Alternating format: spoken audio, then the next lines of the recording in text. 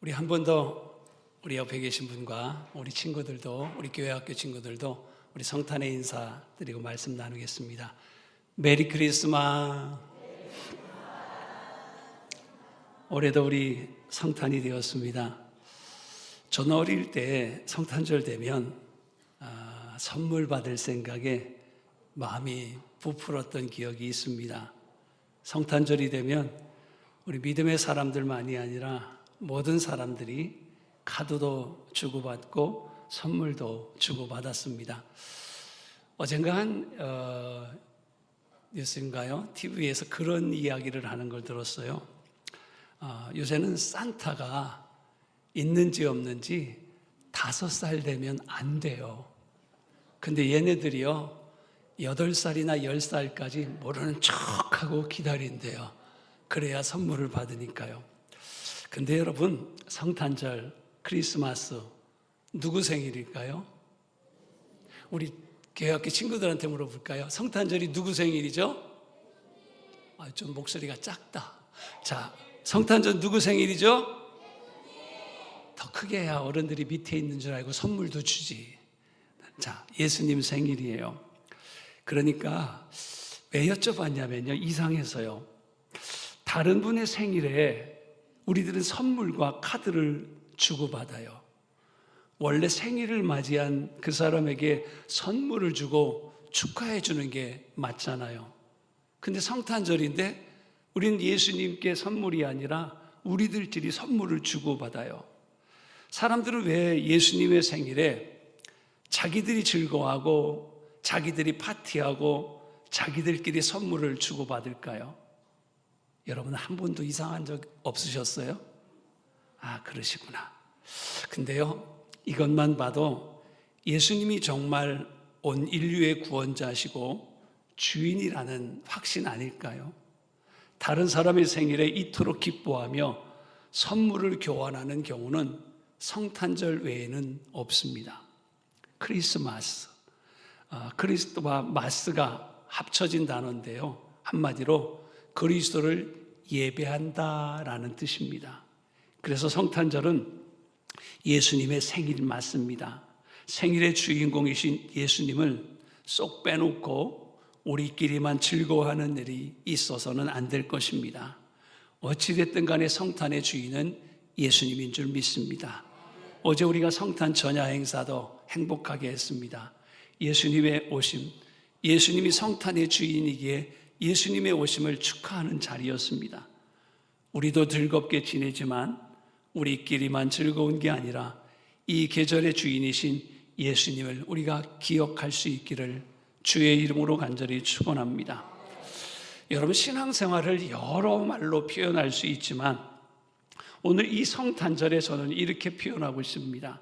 신앙생활은 하늘의 별을 바라보고 따라가는 것, 이것이 신앙생활이다. 이 성탄에 말씀드리고 싶습니다. 첫 번째 성탄절에 이상한 일이 벌어졌습니다.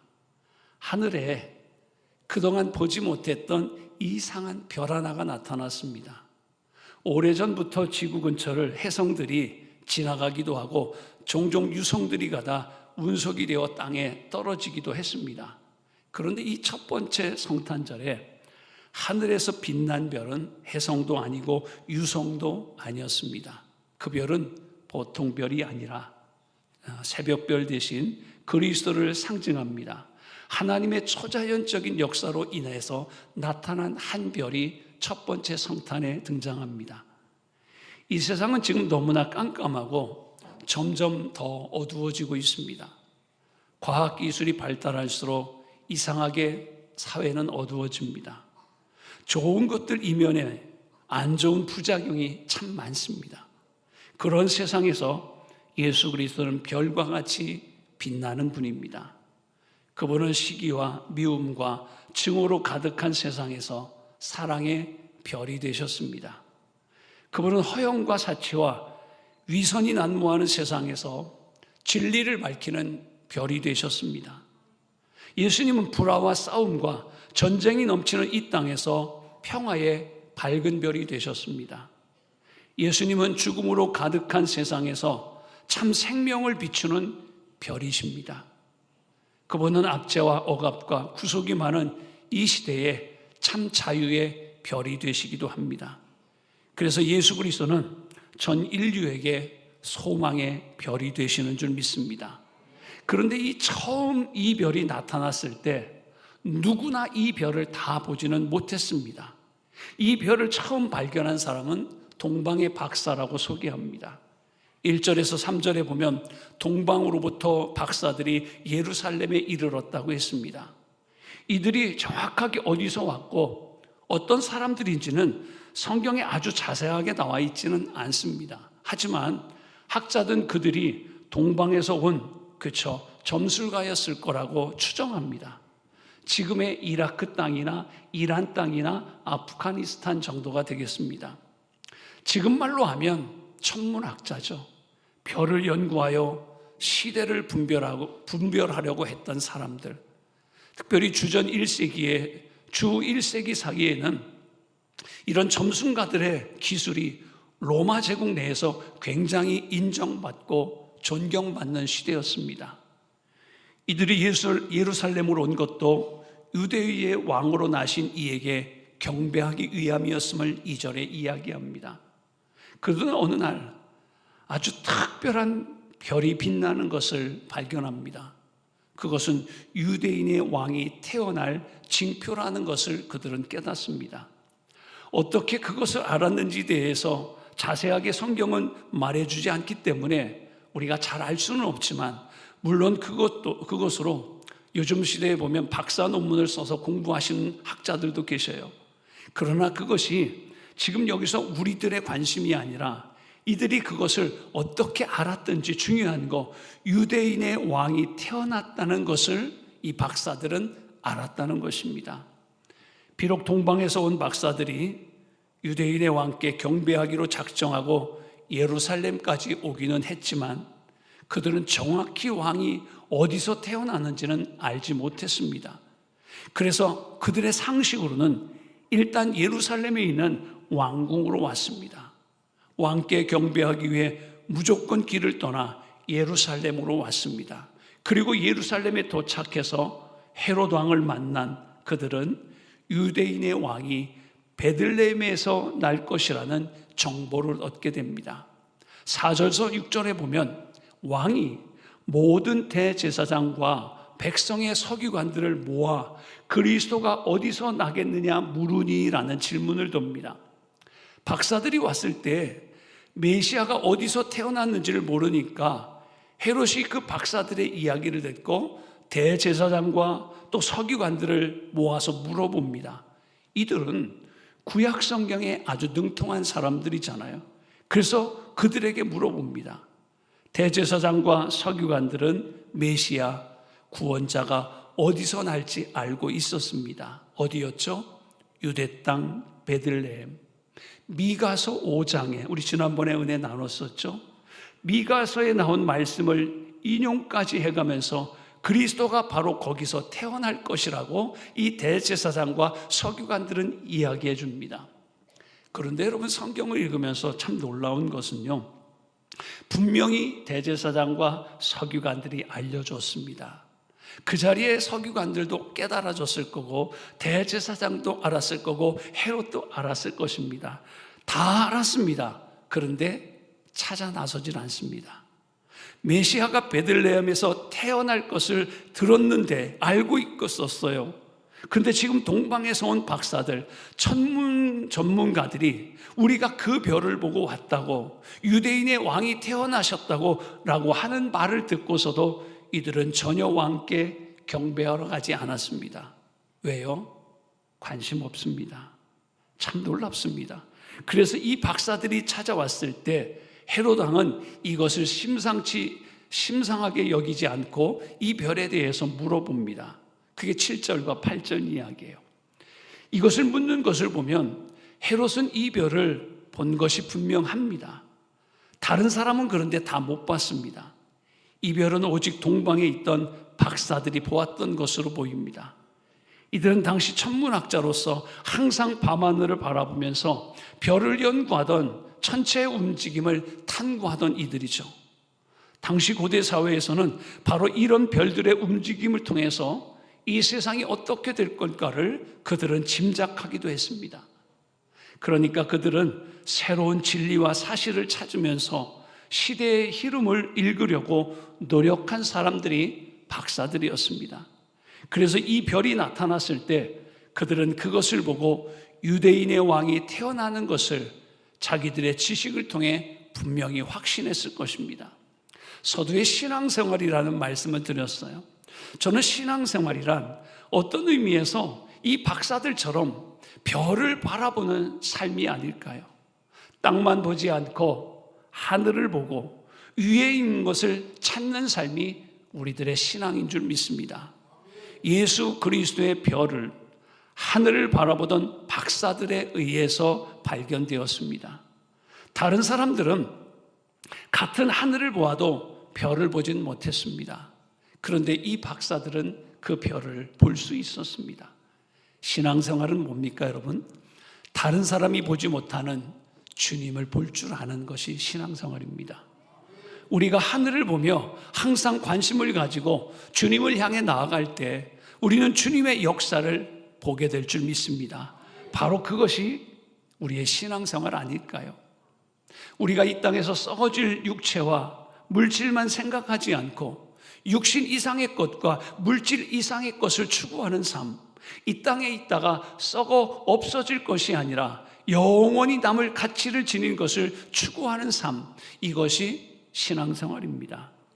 결국 여러분, 신앙생활이라는 것은요, 위를 바라보며 위의 것을 찾는 생활, 곧 별을 갈망하고 추구하는 생활입니다. 그래서 그것을 발견한 삶, 다른 사람은 못 보더라도 나는 볼 수 있는 것이 신앙의 삶입니다.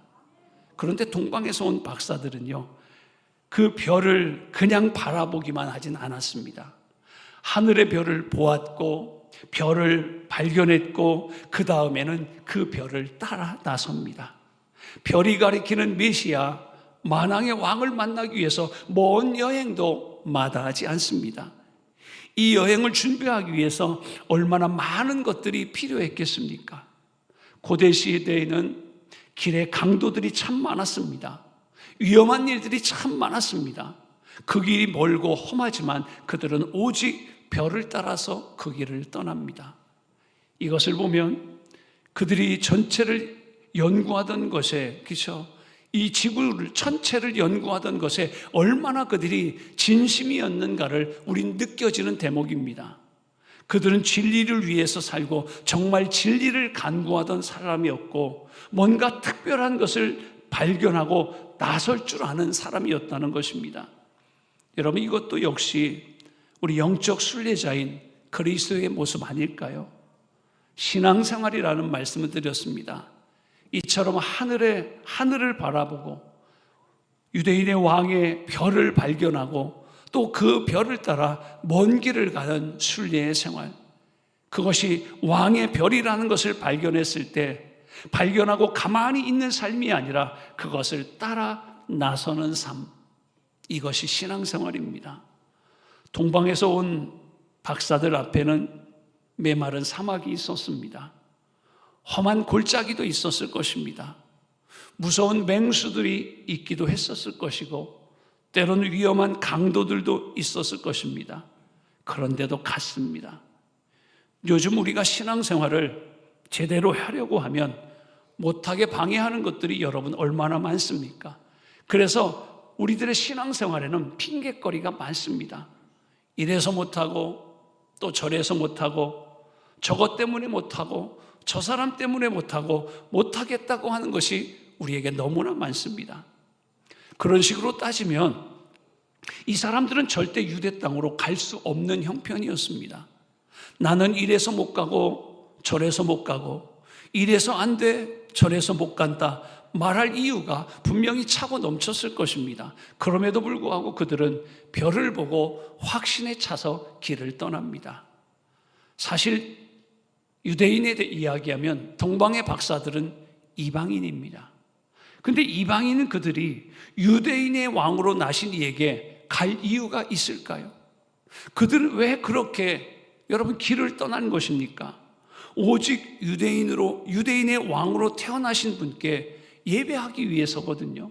단순히 유대인의 왕이 아니라 온 인류의 왕이심을 이들은 분명히 깨달았기 때문일 것입니다.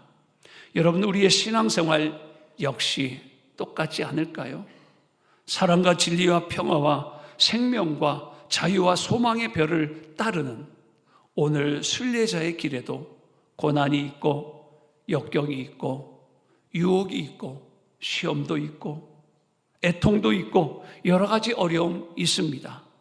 우리가 예수님을 잘 알고 신앙생활을 잘하면 뭐든지 술술 다 풀리고 형통하는 거 아닙니다. 오히려 때로는 신앙생활 속에 어려움이 더 올 수도 있습니다. 왜냐하면요, 우리는 사는 가치관을 바꿔버렸기 때문에 그렇습니다. 그런데 이 동방 박사들과 같이 낙심하지 않고 꾸준히 나갈 때 우리도 우리의 목적지에 분명히 도착하게 될 줄 믿습니다. 그래서 저의 목회도 마찬가지지만 우리 성도들의 신앙생활은 100m 단거리 경주가 아니라 바울은 뭐라고 그랬어요? 마라톤과 같은 장거리와 같다고요. 끝까지 뛰어내야 된다고 했습니다. 그 목적지가 어딜까요? 예수 그리스도인 줄 믿습니다. 우리의 사랑과 진리에 버리신 예수 그리스도를 바라보고 멈추지 않고 계속 달려가는 길을 달려가는 믿음의 순례자라는 사실을 우리는 기억할 수 있기를 간절히 축원합니다. 그 다음에 두 번째 보니까 결국 이 박사들은 그렇게 사모하던 주님을 만나는 기쁨을 경험합니다. 9절과 10절에 그들이 별을 보고 매우 크게 기뻐하고 10절입니다. 기뻐하더라 라고 했습니다. 자, 이제 박사들은 베들레헴을 향해 가는데 그때 동방에서 온 별이 다시 나타납니다. 2절에 그렇게 2절도 보면 그렇고 9절도 보면 그렇고요. 그들은 동방에서 별을 처음 발견하고 난 이후 이때까지 그 별을 볼 수는 없었습니다. 그래서 그들은 별을 다시 보았을 때 그토록 크게 기뻐하고 기뻐했다는 것입니다. 사실 여러분, 동방에서 유대 땅까지 온다는 사실은 결코 쉽지는 않습니다. 우리 성경에 보면 또 성화에 보면 동방의 박사들이 낙타를 타고 옵니다. 자동차 타고 온 것도 아니고 그 동방에서 베들레헴까지 낙타로 온다는 거 쉬운 길은 아닙니다. 별을 보고 유대인의 왕께 경배하러 간다고 했을 때 여러분, 주변 사람들은 또 뭐라고 했겠습니까? 아마 크게 비웃었을 겁니다. 뭐하러 가느냐고, 왜 가느냐고, 뭐하러 유대인의 왕에게 예배하러 가느냐고, 네가 유대인이냐 아니냐 그러면서요, 내가 본 별이 진짜인지 맞지 않는지 모르느냐, 어떻게 아느냐, 증거가 있느냐, 헛고생하지 마라, 이런 말들이 여러분 얼마나 많이 이 박사들에게 들렸겠습니까? 마치 비 한 방울 내리지 않던 노아가 홍수가 나서 배를 짓는다고 하니 조롱을 들었던 것과 똑같지 않았을까요? 그런데 그런 조롱과 비웃음에도 불구하고 그들은 마음에 작정하고 왕께 경배하기 위해서 이곳까지 왔습니다. 그리고 자신들이 본 것이 결코 헛된 것이 아니었다는 사실을 확인합니다. 다시 말해서 자기들이 이 먼 길을 경배하러 온 것은 결코 헛된 일이 아니었습니다. 이에 그들은 크게 기뻐하면서 아기가 있는 집으로 들어가 경배하고 예물을 드립니다. 11절이에요. 황금과 유향과 모략 예물을 드렸다라고 했습니다. 세 가지 예물을 드렸습니다. 흔히 저는 그런 생각을 해봤어요. 세 가지 예물이라서 동방박사를 3명이라고 얘기합니다. 근데 아마 더 오지도 않았을까요? 더 많은 박사들이 왔을지도 모르겠습니다. 어찌됐든 간에요, 중요한 것은 이들은 하늘을 바라보았고 거기서 특별한 별을 발견했고, 그랬을 때 그냥 가만히 있는 것이 아니라 결단하고 그 별을 따라갔고, 그리고 마침내 왕으로 태어나신 예수님 앞에서 그분께 경배하며 예물을 드렸다는 사실입니다. 이들은 주님 앞에 예배하는 사람이었습니다. 여러분, 혹시 예배 드리는 것이 어렵거나 부담이 되십니까? 정말 예배드리는 기쁨이 무엇인지 체험해 본 적이 없기 때문에 그럴 것 같습니다. 여러분, 예를 들어 볼까요? 새벽 기도에 나오는 것이 어렵거나 집에서 기도해도 몇 분만 하면 할 말이 별로 없지 않습니까? 진짜 기도를 안 해봤기 때문에 모릅니다. 하나님의 말씀이 꿀보다 달다는 성경의 표현을 보면 어떻게 그런지 이해가 안 갑니다. 말씀을 깊이 있게 읽고 묵상해 본 적이 없기 때문에 그렇지 않을까요? 내가 경험하지 못한 것뿐이지 그게 이상한 일은 아닙니다. 내가 경험을 하지 못했다고 그것이 틀린 게 아니거든요. 단지 내가 모를 뿐입니다. 우리는 주님을 만나는 기쁨, 주님의 품에 안기는 기쁨, 내가 주님 안에 있고 주님께서 내 안에 계시는 기쁨, 주님과 동행하는 기쁨, 바로 이런 것을 누리며 사는 사람이 그리스도인이고 그 사람이 그리스도의 제자 아닐까요? 여러분, 이것이 신앙생활 아닐까요? 그래서 그 기쁨을 알기 때문에 나와서 예배하고 더 기도하고 더 말씀 붙잡고 더 사랑을 베풀고 섬기며 용서하고 용납하고 살아가는 것입니다. 동방의 박사들은 별을 발견했고 그것을 보면서 따라와 마침내 주님을 만났습니다. 그런데 여러분, 그게 전부가 아니었죠. 이들은 주님께 경배하고 보물 상자를 열어 예물을 드립니다. 그들이 드린 황금과 유향과 몰약, 이 예물이 원래 왕에게 바치는 것이라는 여러 가지 상징적인 해석도 하기도 합니다. 그런데 가장 중요한 핵심은 자기들이 가지고 있던 가장 귀한 것을 왕으로 태어나신 분께 드렸다라는 말입니다. 덜 귀한 것이 아니라 가장 귀한 것을 드렸다는 것입니다. 그들은 먼저 자기들의 몸과 마음을 드렸기에 아마도 여기까지 왔을 것입니다. 또한 예물을 준비해서 그것까지도 드립니다. 여러분, 우리 성탄절 2부 축제, 저는 그렇게 생각합니다. 단지 이렇게 연습해서 저렇게 준비해서 자랑하려는 게 아니라 우리가 가진 재능이 다 하나님에게서 왔기에 하나님이 주신 재능을 발휘해서 우리를 위해 이 땅에 오신 예수님을 경배하는 것이 우리 성탄 전야 축제지 않습니까?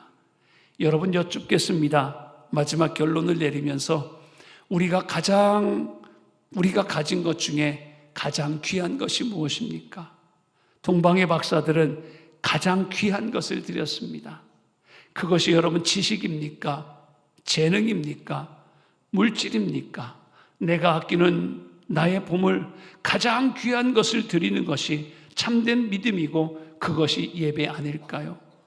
이 시대의 가장 귀한 것은 저는 무엇보다도 시간이라고 생각합니다. 나의 시간을 주로 어디에 쓰는가 볼 때 이렇게 시간을 내서 여기까지 운전하며 와 예배를 드리는데 시간을 사용하고 운전해서 집으로 돌아가는 바로 이것이 헌신이고 바로 이것이 저는 예배라고 생각합니다. 두 번째, 우리가 교제하기 위해서도 마찬가지라고 생각합니다.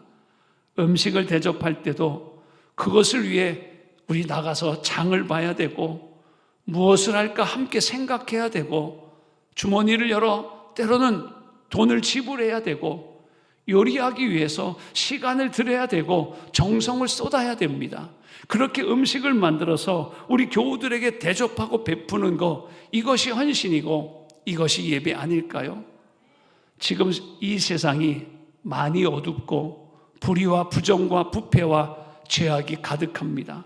무엇이 진리인지 때로는 혼란스러운 상황을 만나기도 합니다. 그렇더라도 우리는 이번 성탄절을 맞이하면서 어두운 밤하늘을 밝게 비추는 별이 되시는 예수님을 따르기로 결단하며 나가는 우리 성도들 되기를 주님의 이름으로 간절히 축원합니다. 이번 성탄절에 우리 주님을 따르고 그분과 동행하는 성탄의 아름다운 축복을 우리 풍성히 받고 누리고 또 나누어 주는 우리 모두의 삶이 될 수 있기를 주님의 이름으로 간절히 축원합니다.